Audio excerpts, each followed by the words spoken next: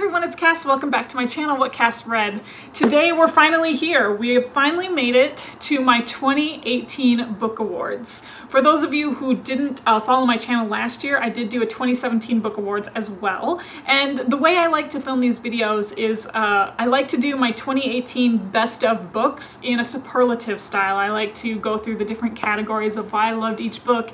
And it's just a really fun way for me to talk about these books and the different things that I enjoyed so much about them. So I've got two stacks of books in front of me of some really great books that I encountered this year, so let's get to it. So my first category is the best cover. And for that, I have decided to pick the Wayward children's series, and that includes Every Heart a Doorway, Down Among the Sticks and Bones, as well as Beneath the Sugar Sky. These ones are the best cover to me because I really like the vibe that they give off.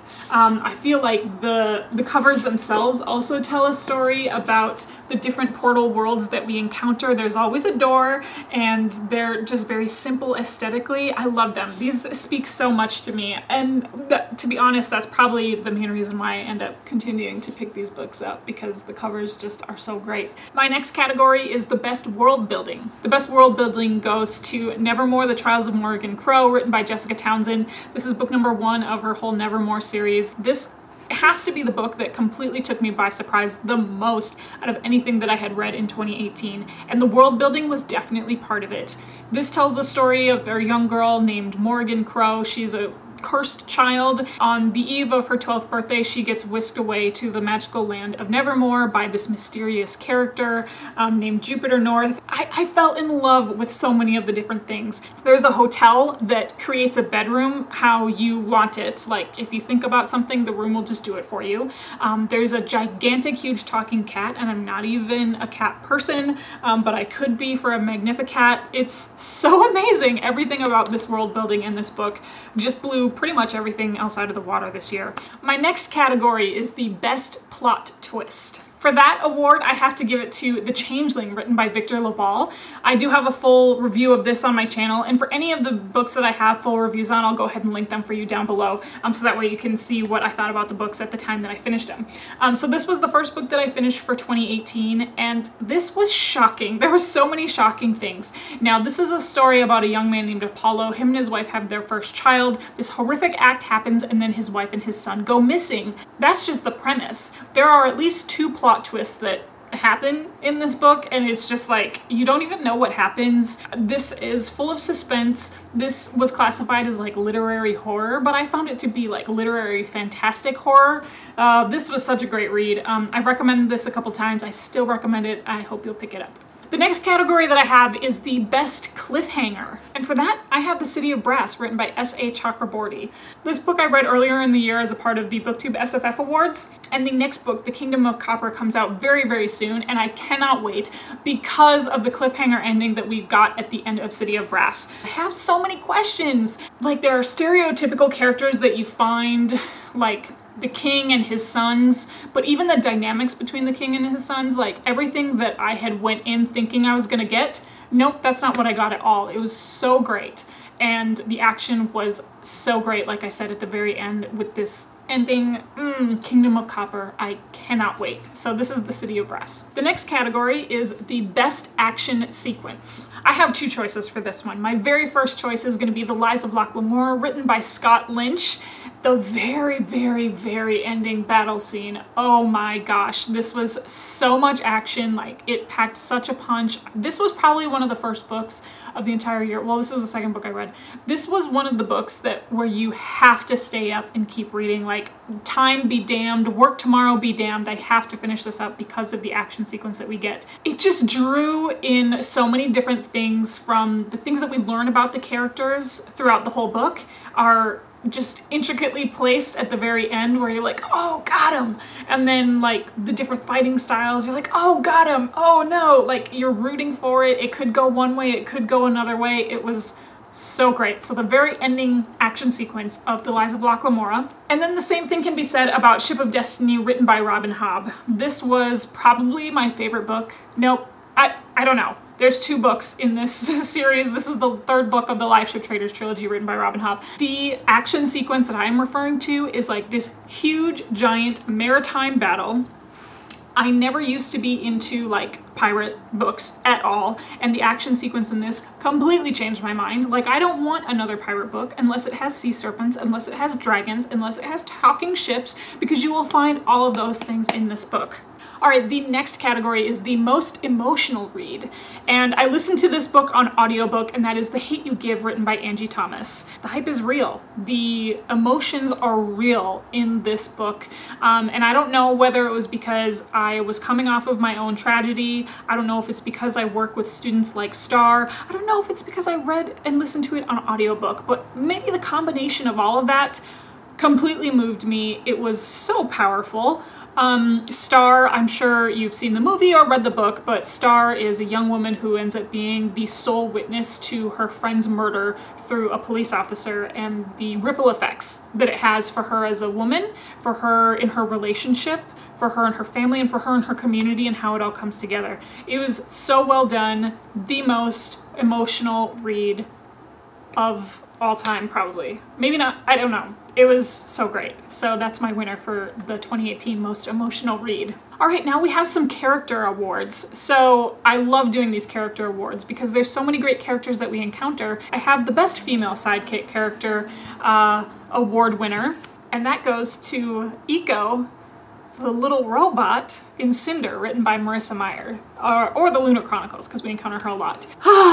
Eco is like the little robot equivalent to Cinder's fairy godmother, but she's got a little bit of sass to her. She loves everything about humans, and she loves everything about beautiful humans, and when she encounters beautiful humans, she like thinks she's like the hottest thing to touch the planet Earth ever. She was so funny. She's so ride or die for Cinder, and I love her. So the best female sidekick that I encountered in 2018 had to go to Eco in Cinder. Now I have the best male sidekick. One of the winners of best male sidekick, I have two. The first one being Kest Morrowson in Traitor's Blade, written by Sebastien de Castell.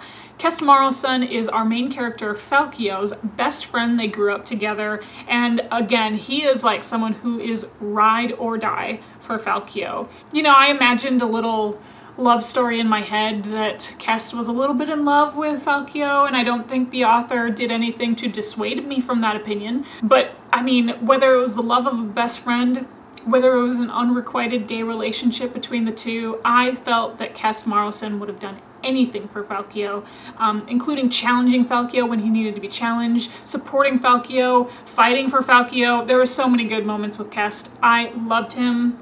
He was one of my favorite characters that I read of the entire year. I loved him. So for those of you who are still waiting for my Greatcoat series review, it's coming. I promise you it's coming. So this is Kest Morrowson. And the next best male sidekick goes to Jean Tannen of The Lies of Locke Lamora. Jean Tannen, I am Team Jean. I mentioned in my review of The Lies of Locke Lamora that Locke and Jean go through so much together, and Locke puts Jean through the ringer.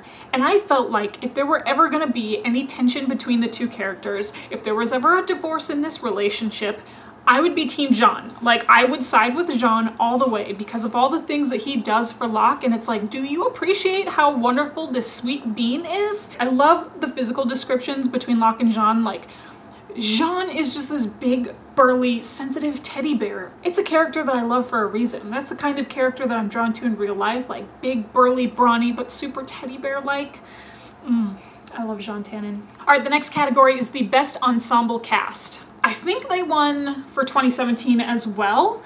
Best ensemble cast goes to the Vestrit family of the Live Ship Traders trilogy. So I did read Mad Ship and Ship of Destiny in 2018. That's because I've never encountered like a family dynamic as strong as this one. The things that they go through together as a family and the things that they go through individually, but how it enhances their family unit is remarkable. Like, Robin Hobb's characters are what bring me back. The characters in this series are what kept bringing me back to this one. And that's, you know, like a slow understanding that I began with Ship of Magic, where it's like, wow, I can't stop thinking about these characters. You get like the older generation trying to do the right thing for the future of the family. You have the middle generation who's trying to rise up in their station and prove to the older generation that they can make things work. And then the younger generation who's like, hey, listen to me, I've got an opinion too, I've got a voice of my own. And the different stages of the family were written so well.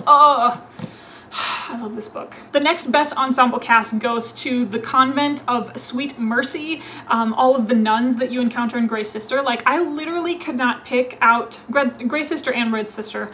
I literally cannot pick out like my favorite nun or my favorite novice, even the abbess. Like, the whole unit, the whole convent works together for me, and oh my god, I love this. There's a particular scene in Grey Sister, and you know the one, it's when Nona's trying to go up the tree.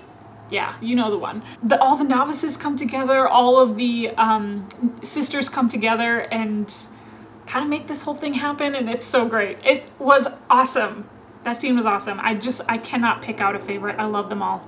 My next category is the best female lead character. I keep picking two people for each category. One of the best female lead characters that I encountered was Vasilysa in The Bear and the Nightingale, written by Katherine Arden. We follow this young woman through her life, basically before she was born, and then as she grows up in this beautiful Russian wilderness setting.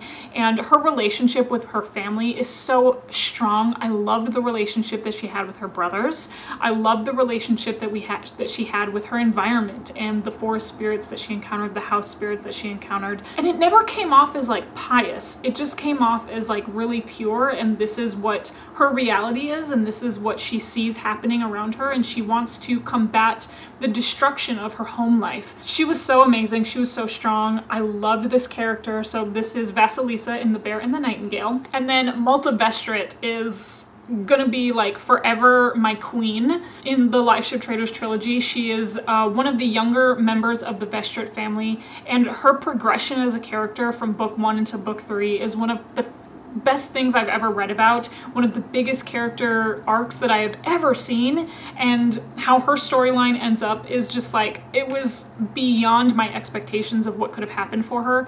The turning of the tide for Malta for me, where she finally takes the reins, and when I mentioned characters being like, hey, I have a voice of my own and I'm going to use it, but using it with a purpose, that was Malta. I already have so many videos gushing about this whole series, but oh my god, Malta, she's my queen. And then we have the best male lead character. This is The Final Empire, written by Brandon Sanderson, and the male lead character that I'm talking about is Kelsier. I have said time and time again that Kelsier carried this whole series. His charisma, it was the glue that held everybody together, and I missed him in the series when he wasn't on the page, and everything that goes into Kelsier, I love him. Fighting for the small guy and fighting for his own selfish motives, but I still love him anyway. Oh, he's so great. He's so great. He's the reason why I gave The Final Empire 5 stars. I've added this category this year, and that is favorite mentor. The favorite curmudgeon-y mentor that I encountered this year had to go to Father Chains in The Lies of Locke Lamora. Seriously, I don't know why I didn't put this as best ensemble cast. So Father Chains is the one who brought the entire Gentleman Bastards thieving crew together, and he raised these boys on the streets, but gave them all the different skills and knowledge of being the best thieving crew that you could possibly be. That included learning all of the different religions, so if you had to imposter someone, that meant cooking, that meant weaponry, that meant so many different things. Father Chains meant so much to me, and I equated him as like my Master Splinter character, because of the setting that they all lived in this underground den of thieves. And he was just the Master Splinter to this Gentleman Bastards crew that I loved and adored. The next category that I added this year is Best Villain. And for that award, I gave to Duke Gillard in Traitor's Blade / the entire Greatcoat series. It's one of those tropes of where our main protagonist and our main villain have so many great encounters, but in this, like, not only are there really high stakes, like action-wise, like your life is at stake, but there's also some really great verbal banter that goes back and forth. And if there's one thing that I love, it is a really great main character villain dynamic, where the lines blur between villainry and understanding of your motives, and Ooh, this was a good one. This was a good one. So Duke Gillard ended up being one of my favorite villains for 2018. My next category is my favorite friendship. Goes to Safi and Isolde from Truth Witch, written by Susan Dennard. This is book number 1 of her Witchland series.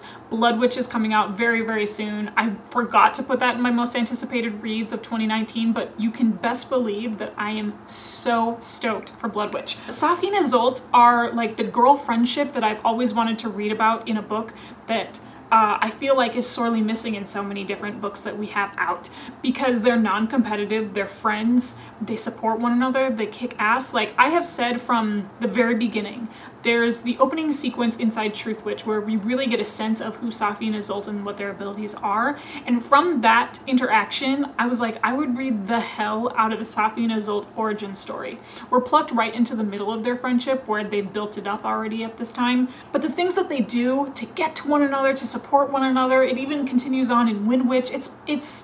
It is the best friendship that I have read about this year, female-wise. It was so great. The next category is my favorite couple. I've got 2 couples in this video as well, but I'm sorry, I'm not sorry. This is A Court of Mist and Fury, written by Sarah J. Maas. Obviously, the couple that I'm referring to is Feyre and Rhysand. This was what I wanted all along from A Court of Thorns and Roses. And the fact that I had to get through A Court of Thorns and Roses to get to this magical, smutty, beautiful, love angsty story that I got in here, it was unfair. It was unfair for you to put me through that, Sarah J. Maas. And I kind of don't, like, I just want it to be the end, Feyre and Rhysand forever. The build, the angst, the back and forth, the perfection. This was really good.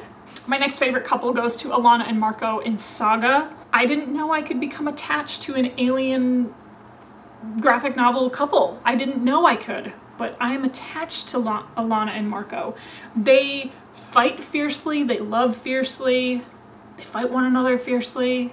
Oh, they're so great. Their comments toward one another are dirty and funny and exciting. Like, everything about this whole graphic novel series is dirty and funny and exciting. That's how I feel about it. I love it. I have made no apologies for this couple either. The best standalone novel, and that goes to Spinning Silver, written by Naomi Novik. I do have a review of this already on my channel. This to me was just perfection on the page. I didn't come into this story expecting a romance, and I'm so glad that I didn't have any expectations when I began this story, because this to me was a story about found family and the family that you choose, the family that you're born with, the values that you carry over with you, with a little bit of magic dusted in there, with a magic mirror portal, with a Steric king, with an everlasting winter, all these things. Ooh, I read this in August, and it gave me all of the wintry vibes that I was looking for. This was one of my 5-star reads of 2018. The best nonfiction book that I read this year was Born a Crime, Tales from a South African Childhood, written by Trevor Noah. I did end up listening to this on audiobook, so it did win my best audiobook experience category as well, so I'll just show this on the screen. I learned so many different things. Like, not only did I learn about Trevor Noah's life, but giving us a glimpse into the South Africa that he experienced as a biracial man. It was just something that I just didn't know that I needed in my life, and hearing it from his perspective on audiobook, I am telling you, you have to listen to it on audiobook if you're ever gonna consume this book, because Trevor Noah speaks all of the languages, he narrates the story, and I feel like I wouldn't have gotten the same experience if I didn't listen to it on audio, because as a reader, if I couldn't read the language, I probably would have just skipped over those parts, and those were equally as important to the narrative. His mother and the strength that he gets from his mother, the different neighborhoods that he grew up in, the support that he finds from his family later on, his relationship with his family, his relationship with his country. It was so great. The best nonfiction book that I read this year. And finally, my last category was the best finale that I read this year. I'm addicted to Robin Hobb. I don't know what else to tell you. And I can't choose between these two. This is Ship of Destiny, the finale to the live ship Traitors, and then this is Fool's Fate, the finale to the Tawny Man trilogy, both written by Robin Hobb. Robin Hobb is my queen, my favorite author. I liked these different finales for 2 very different reasons. Ship of Destiny, Again, the action was concluded in such a succinct way. All of our character storylines came together and their arcs, and the journey that they went through I felt was completely appropriate for this. And again, the great action sequence that we had with this huge maritime battle of sea serpents and things. And then for Fool's Fate, we finished this off with another chapter of Fitzchivalry Farseer's life being concluded.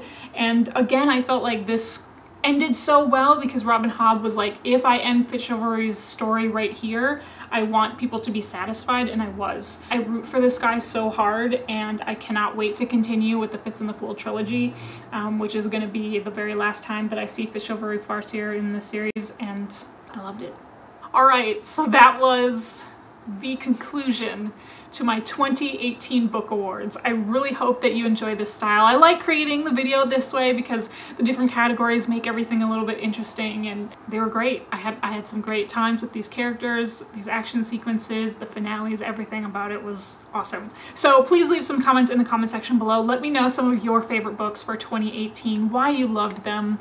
Let me know if you like this format. I really enjoy filming this style wrap up this way, and just a really fun way for me to conclude telling you about what I loved about 2018 and the books that I read. You can also chat with me on social media if you would like. I'm on Instagram and Twitter. It's at WhatCastRead. It's the same as this channel, so it should be super easy to find. And then of course I also have my Goodreads account that is always linked down below for you. Otherwise, you know how these videos end. I will talk to you later.